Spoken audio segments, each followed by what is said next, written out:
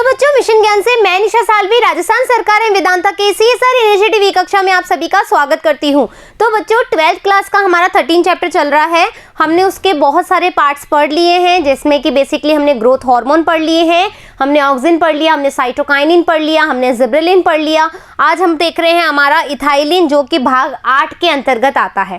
Clear बात? तो चलिए आगे देखते हैं अपन। इथाइलिन है ना, इथाइलिन एक गैसीय हार्मोन है। क्या है इथाइलिन? एक गैसीय हार्मोन है। यह असंतृप्त हाइड्रोकार्बन होता है। क्या है ये? एक गैसीय। आपसे पूछा जा सकता है गैसीय हार्मोन बताइए प्लांट्स में पाए जाने वाला, तो आप सीधा आंसर लिखोगे इथाइलिन। और असंतृप्त हाइड्रोकार्बन भी क्या होता है हमारा? इथाइलिन। आर्गेने ने ये प्रमाणित किया कि इथाइलिन एक प्राकृतिक गैसीय हार्मोन है। किसने किया?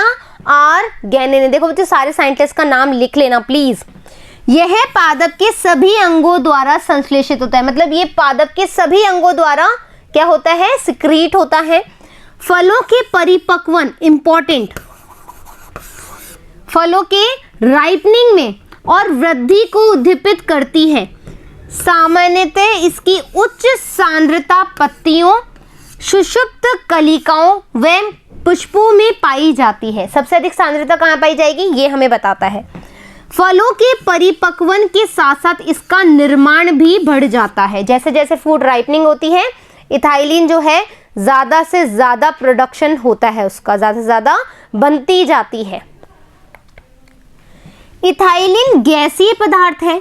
इसके अणु सूक्ष्म व जल विलय होते हैं। इसके अणु छोटे होते हैं और जल में घुलनशील होते हैं, इसलिए पादप उत्तकों में इसका परिवहन सामान्य डिफ्यूजन द्वारा हो जाता है, अंतरकोशिकीय अवकाशों में हो जाता है। कहाँ होता है? विसरण विधि से होता है, और अंतरकोशिकीय जो अवकाश होते हैं वहां पर ये इजीली क्या होता है? डिफ्यूजन के जरिए आ जा सकती है। फाइन। इसमें अप्राकृतिक निर्माण है। इसका जो है अप्राकृतिक निर्माण होता है। इथेफोन का उपयोग किया जाता है। ठीक है, इथेफोन या 2-क्लोरोएथिल फॉस्फोरिक अम्ल से इथाइलिन प्राप्त होती है। देखो, एक तो नेचुरली जो हमारे प्लांट्स में पाई जा रही है इथाइलिन गैस, लेकिन अपन को इसको सिंथेसाइज करना है, अलग से बनाना है, प्लांट्स के अलावा, प्राकृतिक रूप से नहीं, कृत्रिम तरीके से। तो इथेफोन क्या करेगा? हेल्प करेगा। क्या करेगा इथेफोन? क्या है? 2-क्लोरोएथिल फॉस्फोरिक अम्ल है, जो कि इथाइलिन से इथाइलिन प्राप्त होता है। मतलब इससे हमें इथाइलिन इजीली प्राप्त हो जाएगा कृत्रिम तरीके से। क्लियर बात? इथाइलिन के कार्य की प्रभाव। अब हमको क्या देखना है? इसका फिजियोलॉजिकल इफेक्ट देखना है। वृद्धि पर प्रभाव, इन्फ्लुएंस ऑफ ग्रोथ। ठीक है, ग्रोथ को बढ़ाता है। इथाइलिन सामान्यतः प्ररोह एवं मूल की लंबाई की वृद्धि को अवरुद्ध कर मोटाई में वृद्धि करता है। इंपॉर्टेंट चीज है, पढ़ लो ढंग से, कंफ्यूज नहीं होना है। इथाइलिन क्या कर रहा है? ये प्ररोह व मूल की लंबाई बढ़ाने की जगह क्या करेगा? ये मोटाई को बढ़ाएगा। लंबाई को अवरुद्ध कर देगा और मोटाई को बढ़ा देगा। ठीक है। अपस्थानिक जड़ों का निर्माण बढ़ जाता है। क्या होगा?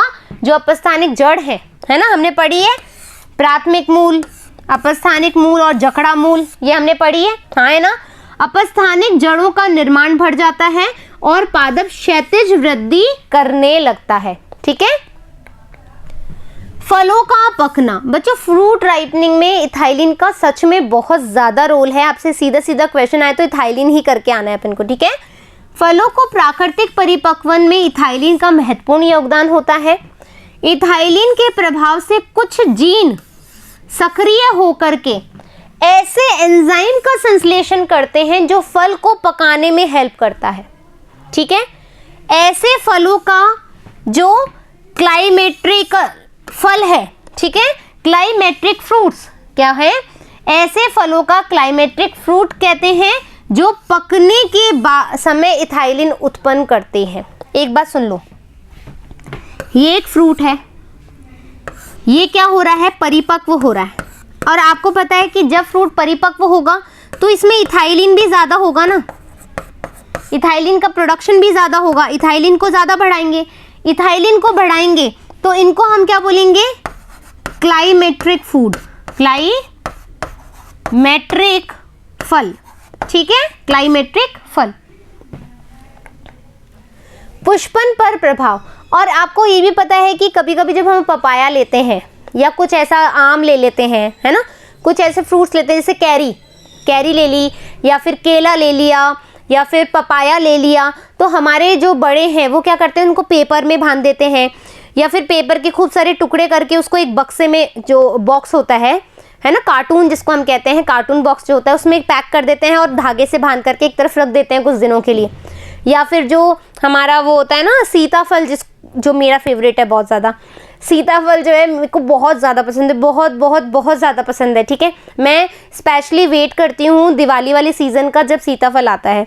तो सीताफल जब वो परिपक्व नहीं होता तो हम क्या करते हैं, उसको गेहूं में रख देते हैं, तो वो जल्दी से परिपक्व हो जाता है। तो बेसिकली उसमें क्या होता है, इथाइलिन का प्रोडक्शन होता है, जिसकी वजह से वो परिपक्व हो जाता है। क्लियर बात। पुष्पन पर प्रभाव, इथाइलिन अधिकतर पादप जातियों में पुष्पन क्रिया के निरोधी प्रभाव डालती हैं। क्या डालती हैं? निरोधी, रोकता है। फ्लावरिंग को कौन बढ़ाता है, हमने भी देखा था, हाँ या ना। लेकिन यहाँ पर फ्लावरिंग को कौन रोक रहा है, मैंने आपको कहा ना ऐसे इंडेक्स बनाओ। फ्लावरिंग बढ़ा रहा है साइटोकाइनिन या ऑक्सिन या हमारा जिब्रेलिन, कौन, और रोक कौन रहा है, इथाइलिन। ये सब चीजें देखो, ठीक है। परंतु आम, अनानास आदि में पुष्पन को प्रेरित भी करता है। मैंगो हो गया, पाइनएप्पल हो गया, तो पाइनएप्पल का यदि फ्लावर बढ़ा रहा है, देखो फ्लावरिंग कर रहा है, तो वो कौन है, इथाइलिन है। और इथाइलिन रोकता भी है, तो ध्यान रखना। तो आप ऐसे कर सकते हो, एग्जाम्पल सर्च करो नेट पे, इथाइलिन से फ्लावरिंग रुक रही है तो कौन कौन से प्लांट्स हैं, इथाइलिन से फ्लावरिंग हो रही है तो कौन कौन से प्लांट्स हैं। ऐसे आप कर सकते हो, एक्स्ट्रा एफर्ट है भाई। पुष्पों में मादा अपने प्रभाव द्वारा मादा पुष्पों की संख्या में वृद्धि कर देती है, ठीक है। विल्गन, एब्सिशन, एब्साइजन थाइलिन पत्तियों, फलों व पुष्पों में विल्गन को तीव्र करता है, एब्सिशन को बढ़ा देता है, ठीक है। जीर्णता, सेनेसेंस, इथाइलिन पादपों में जीर्णता को प्रेरित करता है ना, जबकि साइटोकाइनिन रोकता है, जिससे पत्तियां पीली पड़कर नष्ट हो जाती है। इसकी अधिकता से उपापचय क्रियाएं बंद हो जाती हैं। पुष्प पंखुड़ियां मुरझाकर गिर जाती है, जैसा कि हमने दोनों में ये करती हैं। जो ये है वो भी इसी का रोल अदा करता है, और जो सेनेसेंस है वो भी ऐसे करता है। क्लियर। वृद्धि अवरोधक, है ना, वृद्धि अवरोधक, ये हार्मोन या पदार्थ जो वृद्धि की दर को घटाते हैं, वो वृद्धि अवरोधक। अब घटाएंगे ना, बढ़ा तो दिया अपन ने बहुत सारी चीजों से। वे पदार्थ वृद्धि को, ठीक है, वृद्धि के नियंत्रण व संतुलन के लिए आवश्यक होते हैं। इनको एब्सिसिक अम्ल प्रमुख हार्मोन है, जो ग्रोथ को रोकता है। वो एब्सिसिक अम्ल जो है वो सबसे ज्यादा महत्वपूर्ण भूमिका अदा करता है। तो बच्चों अब क्या होने वाला है, इसके बाद हम जो पढ़ेंगे पार्ट नया, वो एब्सिसिक अम्ल पे है ना। इससे पहले, जैसा कि मैं हर पार्ट के एंड में बोल रही हूँ या बीच में भी बोलती हूँ या पहले भी बोलती हूँ, मैटर नहीं करता कि मैं कब बोलती हूँ, मैटर ये करता है कि मैं कितनी बार बोल रही हूँ आपको ये चीज़ करने के लिए, क्योंकि ये बहुत ज़्यादा इंपॉर्टेंट है। इंडेक्स बना लो बच्चा, प्लीज़ इंडेक्स बना लो और कहीं पर पेस्ट कर लो और उसको पढ़ते जाओ, ऐसे हो जाएंगे। ग्रोथ हार्मोन पे क्वेश्चंस तो आते हैं, डेफिनेटली आते हैं, ठीक है। तो बेटर है ना कि अपन को बेटर वे में याद आ जाए, हाँ है ना, ठीक है। फिर मिलेंगे अपन एब्सिसिक अम्ल के साथ में, जब तक धन्यवाद।